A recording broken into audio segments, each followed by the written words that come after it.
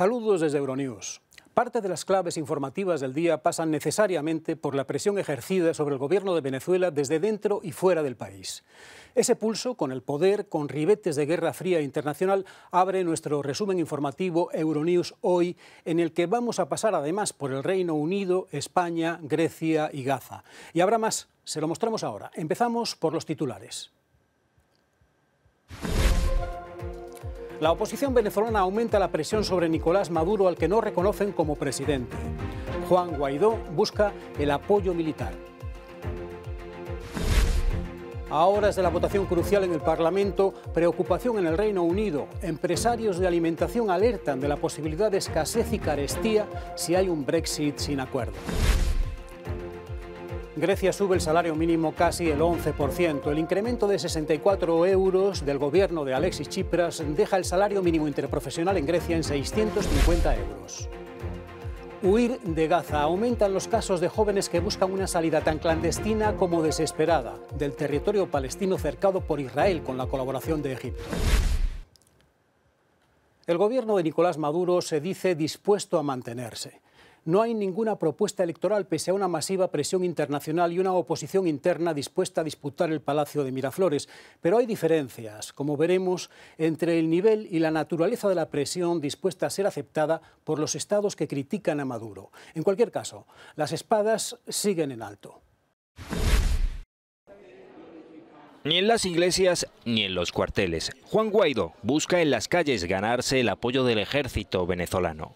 El jefe del Parlamento y autoproclamado presidente de Venezuela ha convocado dos manifestaciones, una el miércoles y otra el sábado, para exigir a los militares que se pongan del lado del pueblo.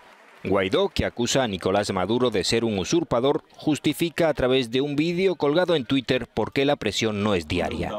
¿Por qué no todos los días? Estamos en un proceso en Venezuela donde también tenemos que luchar por comer, que también tenemos que luchar por nosotros sobrevivir en el día a día. También a través de Twitter ha pedido a la alta comisionada de la ONU para los Derechos Humanos, Michelle Bachelet, que viaje urgentemente a Venezuela.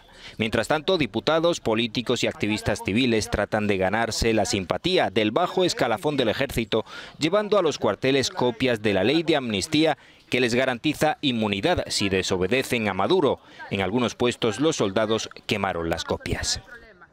También Maduro corteja al ejército, cuyos mandos han hecho prueba de fidelidad al régimen chavista en numerosas ocasiones.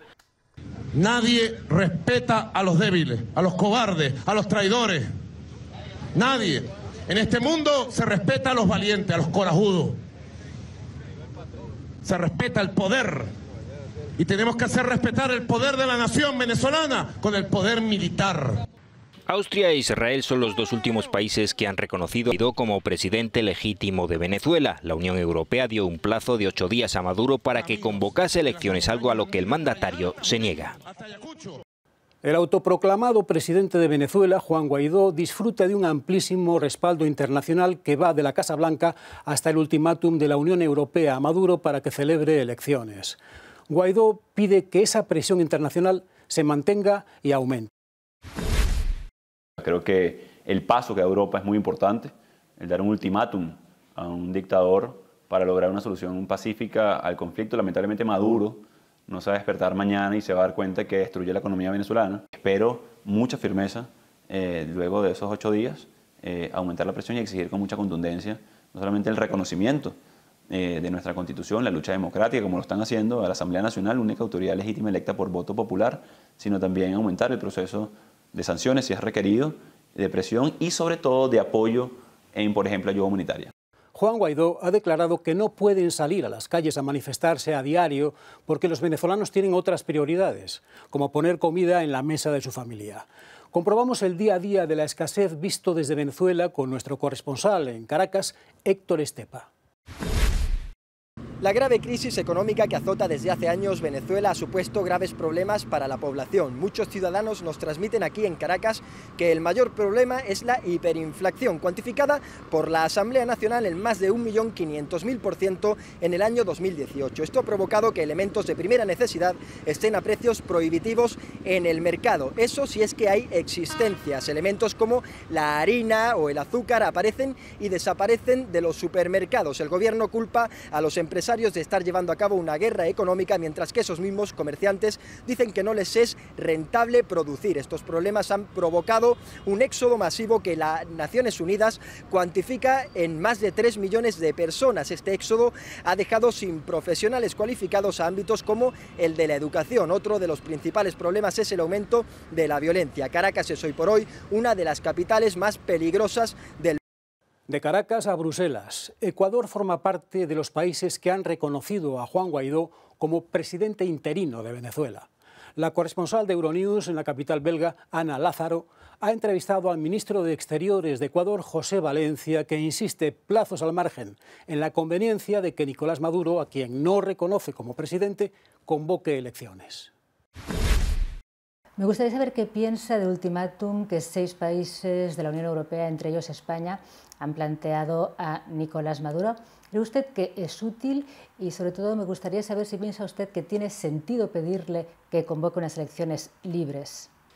Nosotros pensamos que antes que un plazo específico es importante determinar que cuanto antes se realicen las elecciones. Esa ha sido, por ejemplo, nuestra posición, esa ha sido la forma en que nosotros, cuando reconocimos al presidente interino Guaidó, hemos pensado que podría facilitar esa nueva apertura, esa nueva solución. Los venezolanos son quienes van a resolver finalmente sus problemas, pero la ayuda, el apoyo de la comunidad internacional va a ser capital, lo que me conecta con la segunda parte de su pregunta. Elecciones, sí, eventualmente elecciones organizadas, por supuesto, por los venezolanos, no eventualmente, definitivamente, pero sobre todo, eventualmente con el apoyo de la comunidad internacional, con observación electoral y tal, que nos dé no solamente una atmósfera de respeto a los derechos y las libertades esenciales, unas elecciones transparentes, sino también que haya condiciones para que la expresión popular venezolana sea respetada y se garantice a través de este marco institucional adecuado. En caso de que todas estas peticiones de la comunidad internacional no funcionen, ¿cree que sería útil una intervención militar? ¿Su país sería favorable? En absoluto. El Ecuador no cree que una intervención militar sea una opción. Pensamos que los problemas políticos se deben solventar, se deben arreglar a través de medios pacíficos, exclusivamente, de medios democráticos. Cuando faltan pocas horas para que la primera ministra británica, Theresa May, presente de nuevo su plan de Brexit sin tener apoyos suficientes ante el Parlamento, los efectos prácticos del Brexit van empapando la sociedad británica. Los principales supermercados del Reino Unido y también las cadenas de comida rápida alertan de que una salida drástica de la Unión Europea el próximo 29 de marzo provocará escasez de alimentos y un indudable aumento de los precios. La gran distribución británica y las multinacionales de comida rápida han alertado de la escasez de alimentos y del aumento de precios que tendría como consecuencia un Brexit sin acuerdo. Desde Marks & Spencer, pasando por Sainsbury hasta Asda, han firmado un comunicado conjunto para trasladar a los comunes su extrema preocupación. En el documento exponen los temores del sector y recuerdan que el 90% de las lechugas, el 80% de los tomates y la fruta fresca provienen de la Unión Europea, sin olvidar el impacto de la introducción de aranceles. Todo para pedir a los parlamentarios que encuentren una solución urgente. Un Brexit sin acuerdo provocaría la aplicación de la normativa aduanera general de la Organización Mundial del Comercio. En este gráfico vemos que el Reino Unido importa la mitad de la comida que consume y que aproximadamente un 30% procede de la Unión Europea. América, África y Asia son otros de los proveedores de alimentos de los británicos.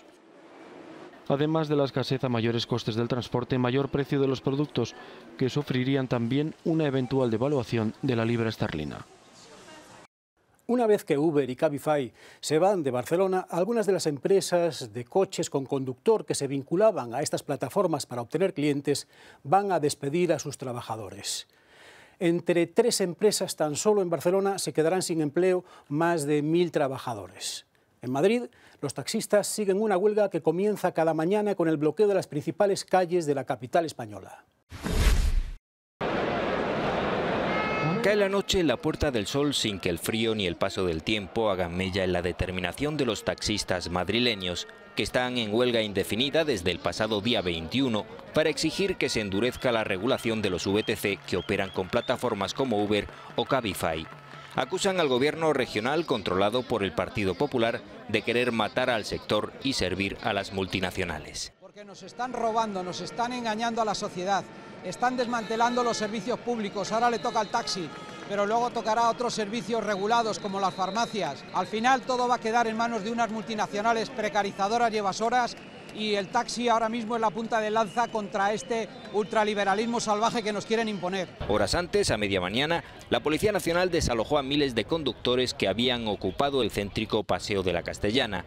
Los taxistas madrileños exigen una regulación similar a la que aprobará este martes la Generalitat de Cataluña, que amplía el tiempo de precontratación de los VTC, les impide captar clientes en la calle, estar geolocalizados o permanecer en las vías públicas. Durante el cerco de la austeridad a que se vio sometida Grecia por las instituciones económicas europeas, el salario promedio cayó el 30%. A partir de febrero, en año electoral, el gobierno de Alexis Tsipras subirá el salario mínimo hasta los 650 euros.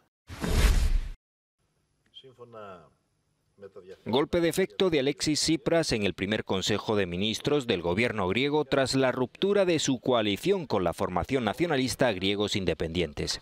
El primer ministro y líder del partido izquierdista Syriza ha anunciado un aumento del 11% del salario mínimo interprofesional para situarlo en 650 euros. La subida, de la que se beneficiarán directa o indirectamente más de 800.000 personas, entrará en vigor el próximo viernes 1 de febrero. Según Tsipras, el fin de las políticas de austeridad impuestas por la Troika en el marco del rescate financiero del país permite recompensar a quienes más sufrieron durante la crisis.